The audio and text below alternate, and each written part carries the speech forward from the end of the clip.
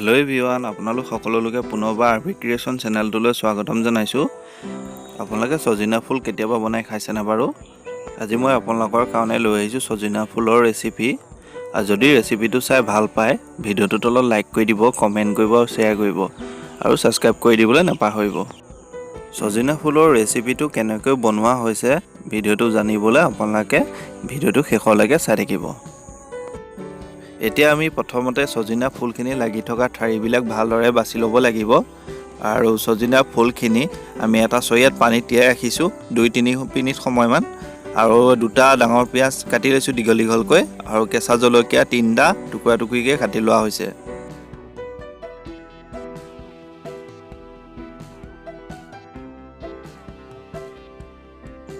এতিয়া কাটি থোৱা পিঁয়াজখিনি আৰু জলকীয়া টুকুৰাকেইটা আমি ভাজি ল'ম।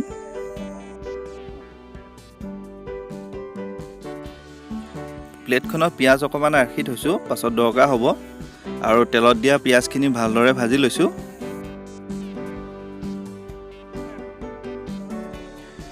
সজিনা ফুলখিনি এটা চৰিয়াত পানীত তিয়াই ৰখা হৈছিল 2-3 মিনিটমান সময়। এতিয়া ফুলখিনি তাৰপৰা টুকি লোৱা হৈছে।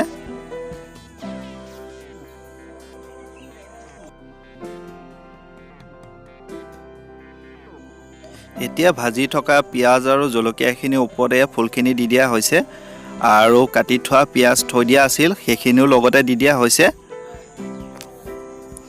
আৰু দি এনেদৰে এখন হেতাৰে ভালদৰে লৰাই দিয়া হৈছে।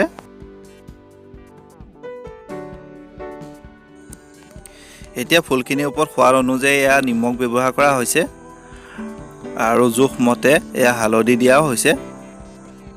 এই সজিনা ফুলখিনি বনাই খাবলৈ ইয়াত কোনো মছলা নহ'লেও হ'ব। মছলা নিদিয়াকৈ বনাই খায়ো বহুত ধুনীয়া হয় খাবলৈ। আজি মই এই ফুলৰ ৰেচিপিটোত কোনো মছলা ব্যৱহাৰ নকৰোঁ, আৰু কিছুমান মছলা ব্যৱহাৰ নকৰাকৈ খায়ো ভাল লাগে। এতিয়া এই ফুলটো মই চিম্পুলকৈ বনাই আপোনালোকক দেখাইছোঁ। এনেকৈ খাই বহুত ভাল লাগে। আপোনালোকে এবাৰ বনাই খাবচোন, মছলা নিদিলেও হ'ব। জাষ্ট চিম্পুলকৈ এনেকৈ বনাই খাব, খুব ধুনীয়া হয়। এতিয়া ফুলখিনি সিজিবৰ কাৰণে 3 মিনিটমান সময় এখন ঢাকনিৰে ঢাকি ৰাখিম।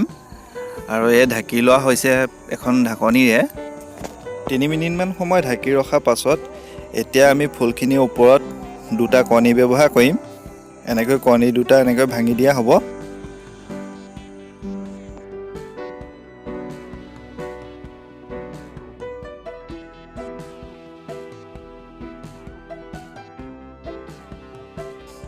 এতিয়া কণী সিটোও ভাঙি দিয়া হৈ গ'ল, কাৰণ ফুলখিনিত কণী ব্যৱহাৰ কৰিলেহে খাই বেছি ভাল লাগে। সেই কণী 2টা ব্যৱহাৰ কৰা হৈছে। আৰু এনেকৈ কণী 2টা অকণমান সময় ৰাখি আমি গেছৰ ফ্লেমটো অফ কৰি দিম। আৰু আমাৰ ফুলখিনি হৈ গ'ল ইতিমধ্যে। এতিয়া কণী 2টা সিজিবৰ কাৰণে অকণমান সময় এনেদৰে ভালদৰে লৰাই দিয়া হৈছে। আৰু আমাৰ সজিনা ফুলখিনি বনাই হৈ গ'ল। আৰু এতিয়া গৰম গৰম ভাতৰ লগত পৰিৱেশন কৰিবহে লাগে।